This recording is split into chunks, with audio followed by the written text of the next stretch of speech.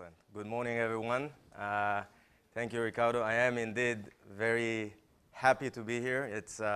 I come from Israel, as Ricardo mentioned, and it's my first time in Portugal, in Lisbon, and so far I love it. So thank you very much for inviting me and having me here. Today, the talk that I'm going to focus about is about my personal experience for what is important when you're building your startup. For those of you who didn't try Bizzabo yet, Bizzabo is a tool for making the experience of people like us and for people who are organizing like event that we are in today, a better experience, a more efficient one, and a more fun experience. So this is what we're all about, and today we are already a world leader in this sector. But my talk today is not so much about the product and not so much about Startup Nation. This is going to happen tomorrow afternoon. But I want to talk to you from my personal experience in the past 15 years from working as part of teams and leading teams. So I'll go next. I don't have the clicker. Oh, thank you.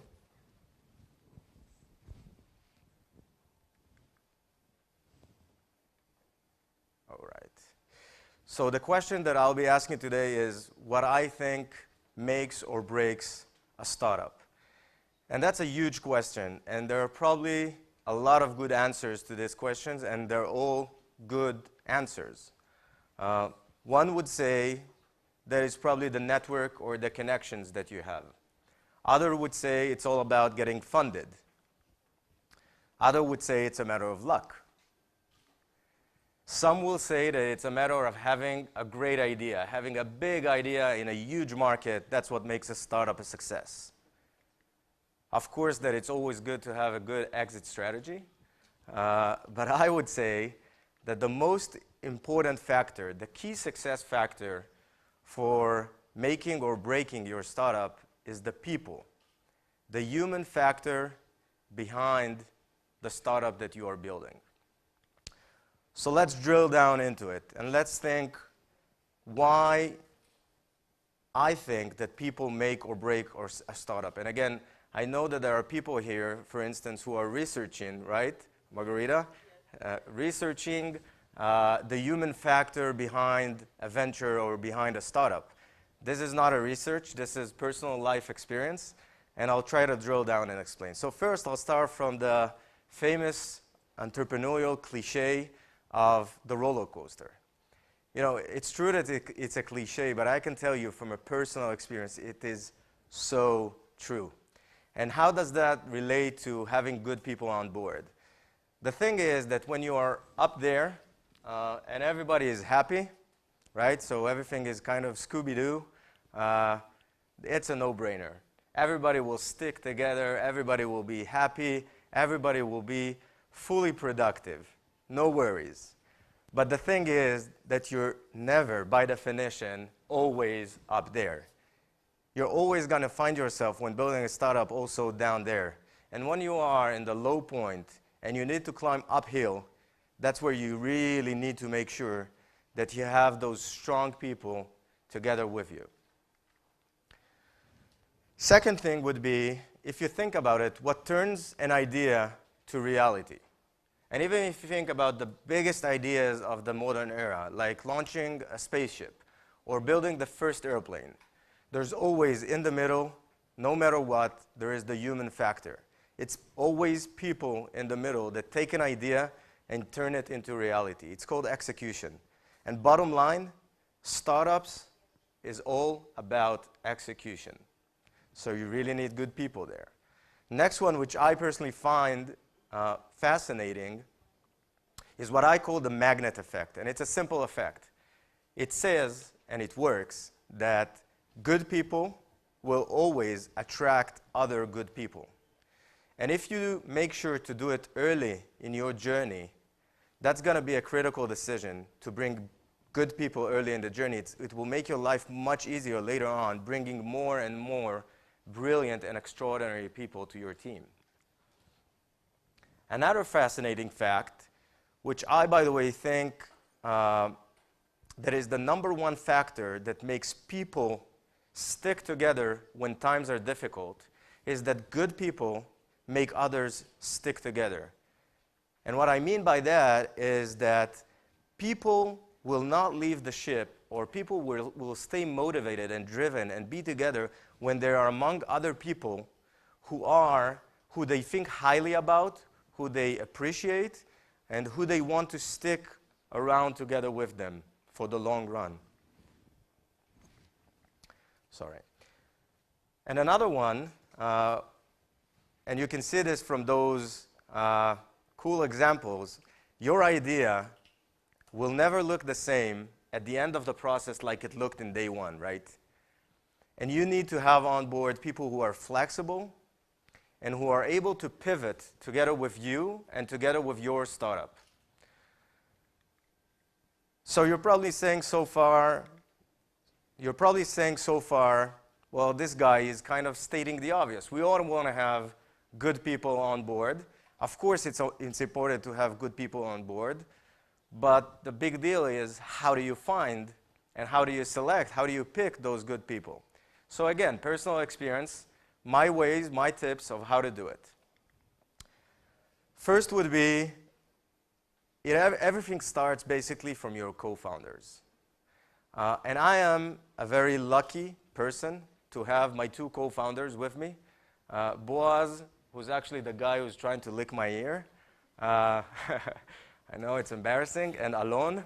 And actually, the story of the three of us, we met together when we were in a program back in Israel that is called the Sam Zell Entrepreneurship Program. And we had a chance to bootstrap the company for more than a year before we raised our first seed round and built the team. And that was an amazing experience because we had the chance to see how synergetic everything works between us and really build stuff properly. And by the way, I think that programs like this, or exactly like the accelerators, like the Lisbon Challenge or Beta I or any other good accelerator, are great platforms to find your co-founder. And the thing is, the point here, the message that I have to say on this is that you never compromise for your co-founders. And it may take time, and it's difficult to find your right co-founder. But as awkward as it may say, I'll say it anyhow, co-founders are the closest relationship to marriage out there. Okay, so you really don't want to compromise. Then a very important point is build your company's DNA.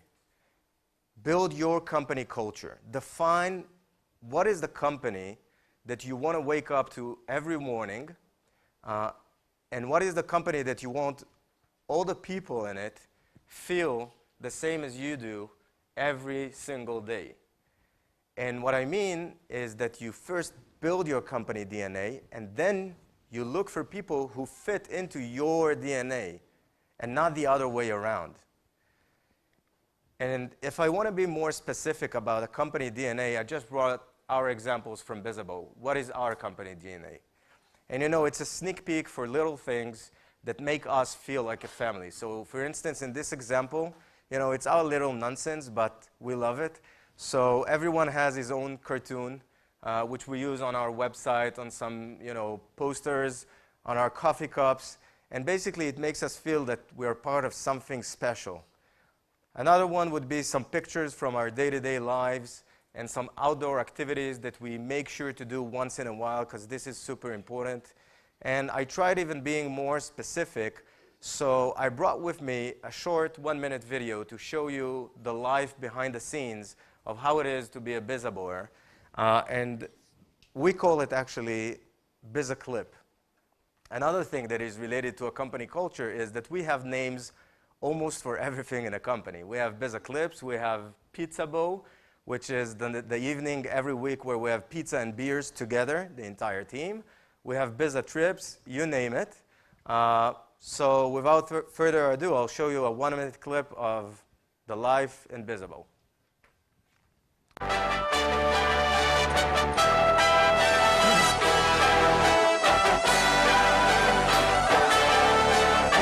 Hustling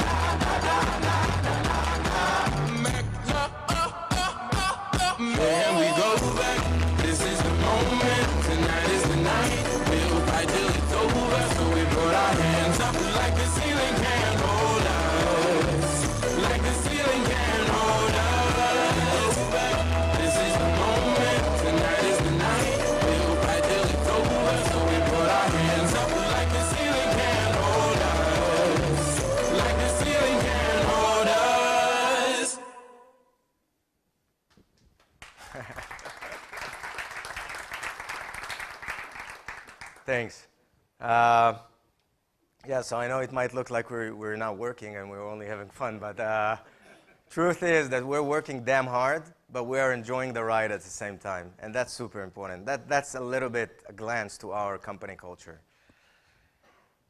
Next important thing when choosing the right people for your startup is look for marathon runners, right? Building a serious company is not a short-term, opportunistic thing to find an employee. To build a serious company, it takes 3 to 5 years and sometimes even 10 years. And you want people that will stick for the long run. You want to have with you marathon runners, not short distance runners. Select or look for people who are entrepreneurs, not employees. Okay? The thing is that when things scale in your startup and you start being really busy, which is a good thing, then everybody starts doing everything. And then you need people who can diversify and not do only what they're expert about and what they are skilled to do. You need people who are flexible to see the big picture and are able to understand and imagine the solution to a problem even before it was put in, before it was written down. So these are the type of people who are entrepreneurs that you want. Another important thing is that you must find people who believe, but truly believe and identify with your vision, with what you're building.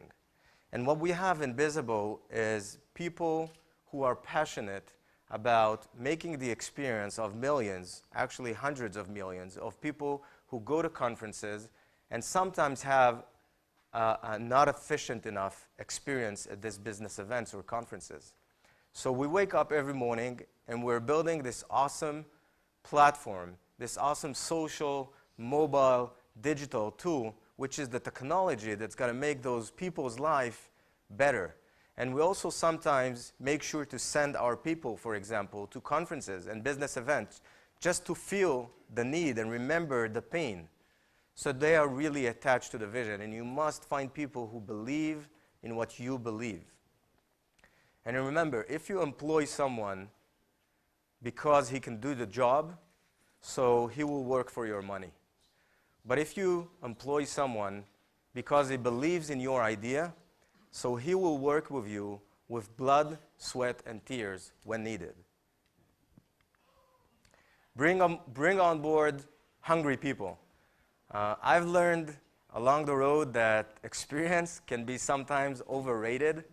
And what I mean by that is that if you have the skills, if you have the potential, and if you are motivated and hungry, then you are the person I want to have on my team. Always stay on the look for good people. There's no such thing in a startup, even if you don't have a dime, there's no such thing that we're not hiring. Because matter of fact is that when you will be looking to scale and when you will be looking for more people, Murphy comes knocking on your door and you cannot find talent. So that's why you always need to be on the look for great people. And once you see one, I don't know how, but make sure to bring him on board. You will find a solution.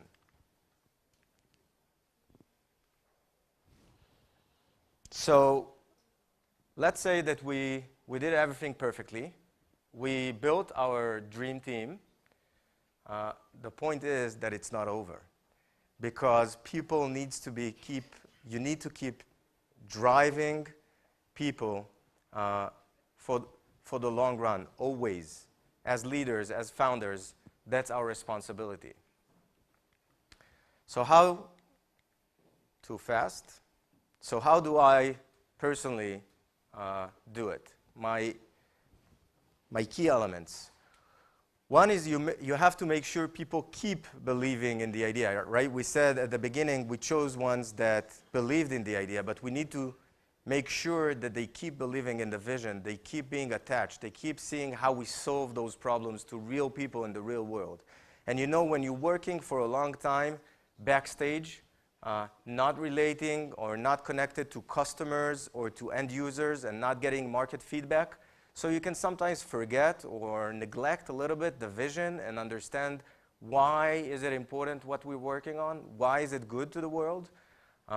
So as leaders, we must make sure that we constantly reflect this, and that's a difficult task that even for me sometimes, I mean, a lot of times I'm not doing it perfectly, but every time that I see that I do it, that I'm attaching my team to the market feedback, and sometimes even if it's negative market feedback, because remember, if we did a good job selecting those people, they are smart people by definition. And they know that not always everything is super, which is absolutely fine when you build a startup. And you will discover that because these are awesome people, when you tell negative market feedback, it does exactly the opposite. It makes them more driven to fix this problem faster, to fix this negative market feedback, which is an amazing effect. So keep people attached to the vision constantly. Next, remember, people work or people are driven when they feel that they are part of something big, something that is bigger than they are. So we need to constantly make sure that people feel that they are part of something big and doing something that is important and essential. And more importantly is that each and every team member needs to feel and know that he has a big chunk of this puzzle that is called your startup. That he has a big effect. And not only that he is a big chunk of the puzzle, but that he can also shape and impact the way this puzzle looks like. Meaning that if he or she has a brilliant idea, they can bring it up to the table at any given time, and that there are good chances that it will create the effect, that it will create the change. And that's a very powerful feeling. A next one would be, as founders, we must set goals, clear goals. But it's not only about setting the goals, it's about setting clear and achievable goals. And what I mean by clear is two things in particular. One is to be very clear on what it is that we are trying to achieve. What is the goal? What is the mission? What is the task? This is simple. The difficult part is also to explain why are these the goals? Why are we working on these? And a great trick to do it is sometimes to define, together with your team, the goals. Then for sure they will understand what stands behind it, why are we doing it, and also they're going to be super driven to hit those goals because they defined it as well. Last point, but definitely not least, is stay open, be always accessible, and share difficulties. And I know that this one might be a little tricky because you cannot share all difficulties, right? Especially founders, CEOs, you cannot share everything, which is totally fine, and that's the right way to do it. But always keep in your mindset a principle that says that if you can share, or whatever you can share in terms of difficulties with your team members, which will not have a bad impact, share it. And you will discover, again, that if you did a good job bringing on amazing people on board, the effect that happens is that those people, when they see or when you share your difficulties, they give you a super tight hug that gives you a lot of confidence and a lot of strength and pushes you forward. And that's amazing. So to sum up, I would like just to say that the time that you can invest in bringing on the right people to your team is never overestimated. This is, in my opinion, the key success factor that will make or break a startup. And as founders, as CEOs, you have to understand that you need to put a lot of time, energy, and your soul, your inner soul, into bringing on and constantly driving your people. So thank you very much. It's been a real pleasure. I'm having fun being here. I'm very open to hear any kind of feedback, any thoughts, whether it will be about Bizzabo and the product and how are you enjoying it, and whether it will be about the stuff that we're talking here and thinking about together. So you can find me on Twitter as Eran Ben. You can find information about everyone on our team on www.bizabo.com. And if you haven't tried Bizabo, that's how my profile looks like on the Bizabo app. And you can instant message me, and we can find each other around later today and chat. So again, thank you very much.